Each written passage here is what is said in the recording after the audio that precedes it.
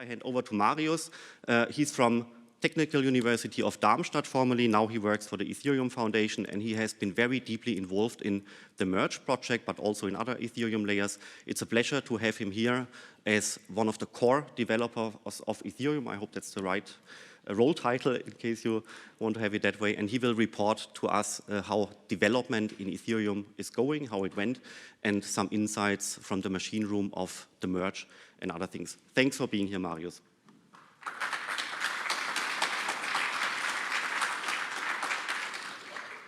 Yeah, thank you for having me. My name is Marius. I'm going to talk to you today about Ethereum, the Merge and beyond, some of the learnings we had with the Merge, and for all those unaware, I would like to start with explaining what the Merge actually was. So the Merge changed Ethereum's consensus algorithm from proof of work to proof of stake. Basically, Ethereum had this algorithm in order to make sure that everyone is in consensus. This was proof of work, which is extremely energy intensive. And in beginning of 2020 or December 2020, I think, a second chain was started. This chain was already run on proof of stake, and the Merge basically combined these two chains together in an event that we called the Merge. And why did we do this? The Merge has three basic pillars: sustainability, security, and decentralization. Sustainability. The proof of stake reduces the energy consumption by 99.95%. Instead of GPUs being run in big data centers, you can now stake from home, you can now stake with a small machine, even with your laptop. This means we reduce the energy consumption from roughly 20,000 megawatt hours per year to roughly 10 megawatt hours per year. In CO2 consumption, that translates to roughly 19,000 tons of CO2 every single day that is not exhausted by miners. The second pillar of the Merge was security. Proof of stake allows for a direct economic security. In proof of work, all the miners secure the network. And in order to attack the network, you need to buy miners or rent them. And in order to rent enough miners to attack the proof of work network, we had this number, $82,000 per hour. In proof of stake, you need to overtake 1/3 of the stake that is on the network. This means you have to buy at least $7.4 billion of Ether, which also makes the Ether price go up, and we have the ability to slash people. So if we see someone actually buying enough ETH to attack the network and its network participants can come together and say, okay, this person's stake is now worthless because the community agrees. If someone attacks a proof of work network, you cannot just go in and say, we take their GPUs away. And so it's actually, in my opinion, more secure to have the proof of stake than to have the proof of work for Ethereum. And the third part, the third pillar is decentralization. In proof of work, we have these huge economies of scale. Basically, if you buy one GPU, you pay the MSRP. But if you buy 100,000 GPUs directly from the manufacturer, you get a huge rebate. You pay 70% or something. If you want to mine economically, you have to pay less than 6 cents per kilowatt hour of energy. In Germany, you cannot get energy below maybe 50 cents right now. And so it makes it very easy for home validators to have the same chances as big players in the industry. But why did it take so long? The idea of Ethereum moving to proof of stake has been there for at least 8 years since the beginning of the network. And you have to understand the algorithm that Ethereum uses is vastly different from the algorithms other proof-of-stake chains use. And it is exemplified by us having over 404,000 validators on the network, while the next biggest chain is secured by only 2,000 validators. And if you have that many nodes on the network, that many validators on the network, you need to think about how to connect them to each other, how the bandwidth, the storage requirements will still work for home stakers, for people running their own nodes from their home, verifying the network.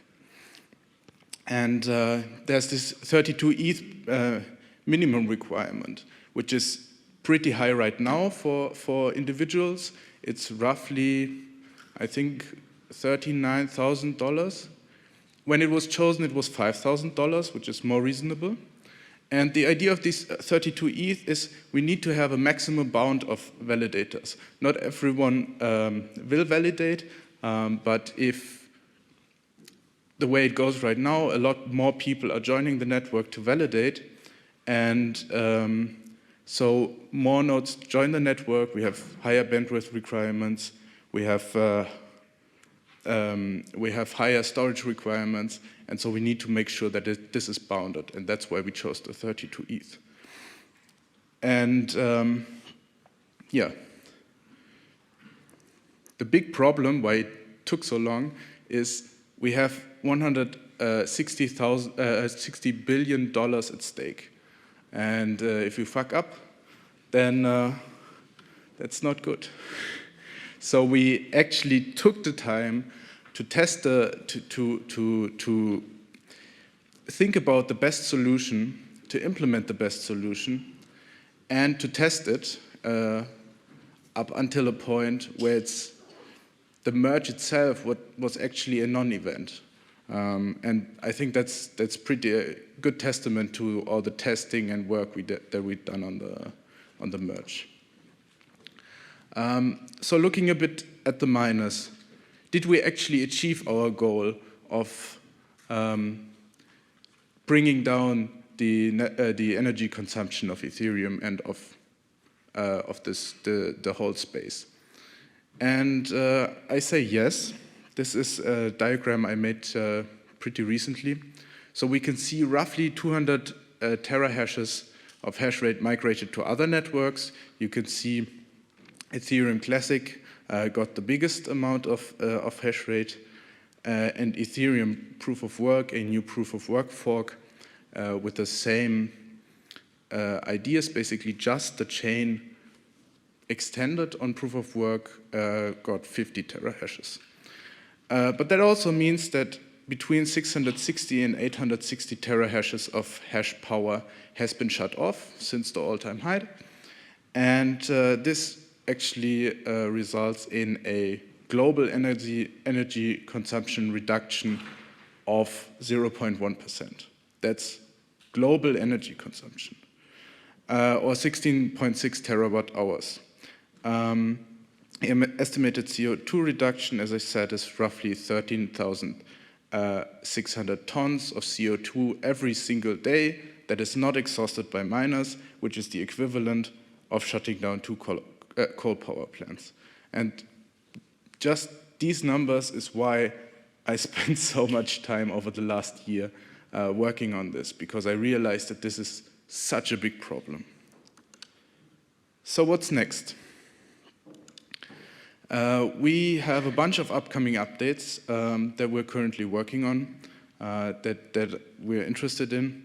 Withdrawals is, I think, the most important one right now. People can stake, they can lock up their ETH to be part of the validator set to make sure that the transactions in the blocks are actually correct, but they cannot get their ETH out.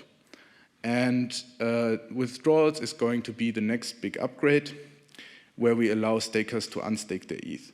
They have not been part of the merge because of technical reasons, and it would have increased the code complexity exponentially and made testing very hard.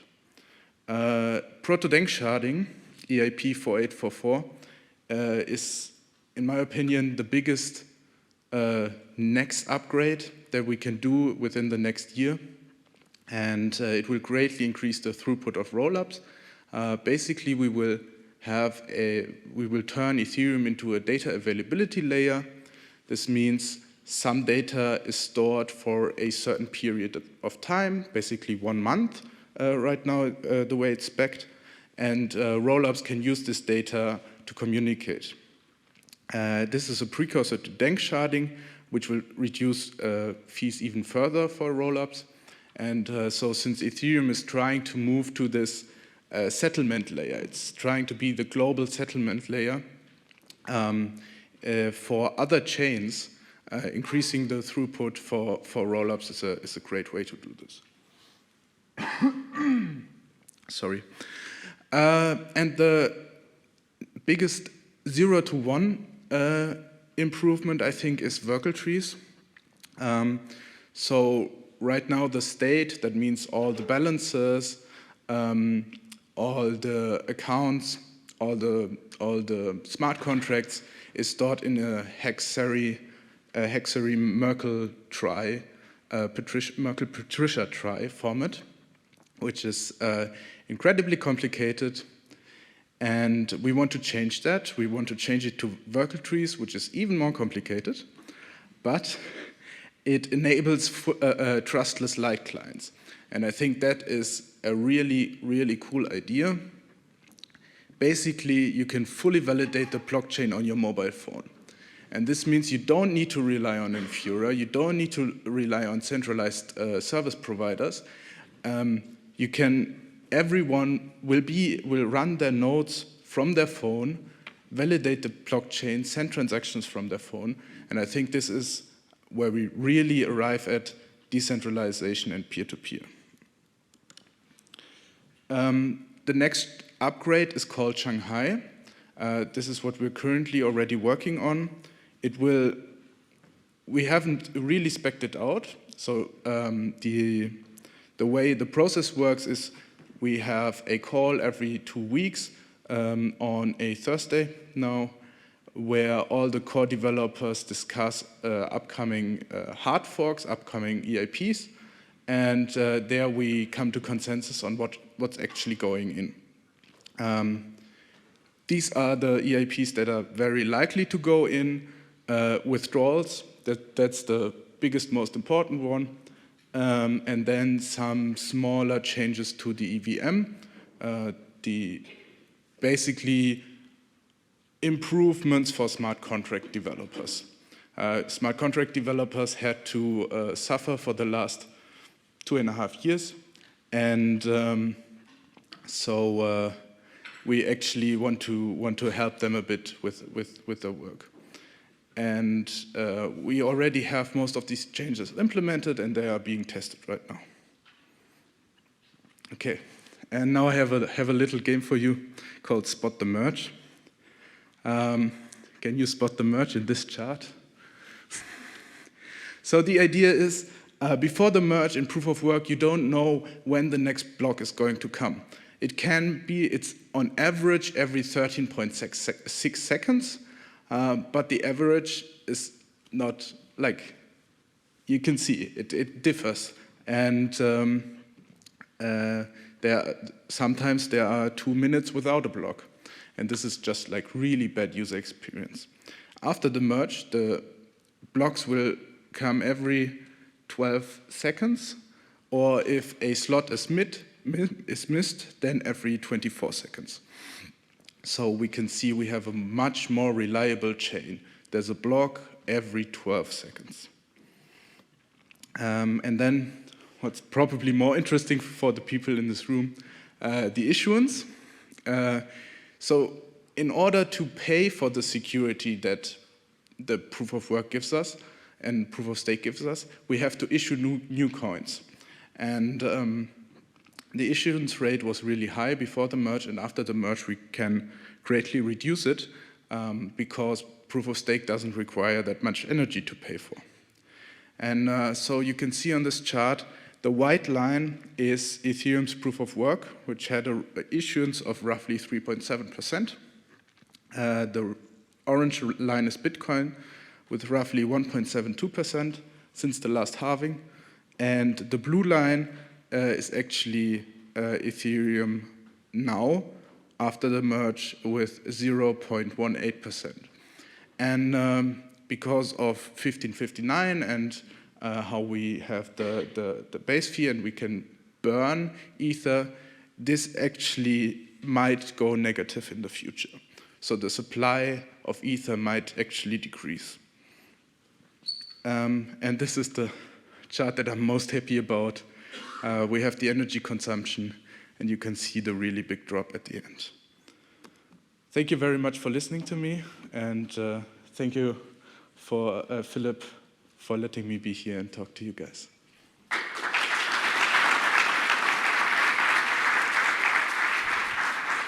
Thank you very much, Marius. We have 2 minutes left if you're up for a quick question. Now, Ethereum is an open system with a lot of people contributing.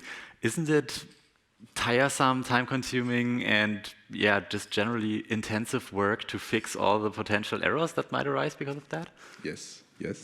It's incredibly tiresome, but I think it's very important. Ethereum, as a global settlement layer, has to be credibly neutral.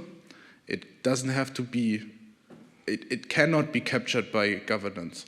And so we need to make sure that every voice is heard and that everyone comes together. And we think a long time, and sometimes we think way too long, to find the best solution for the network and for the future. And we're not talking about 2-year terms. So we can easily raise the gas limit and make the chain faster for 2 years. But this also increases the hardware requirements for all people that are staking, for everyone who's validating the chain. And so we are not thinking in 2-year terms, we're thinking in 15-year terms. We want everyone in 15 years to still be part of this. And that requires a lot of thought and also a lot of fighting. Thank you. Marius van der Wijden from the Ethereum Foundation. It was a pleasure. Thank you.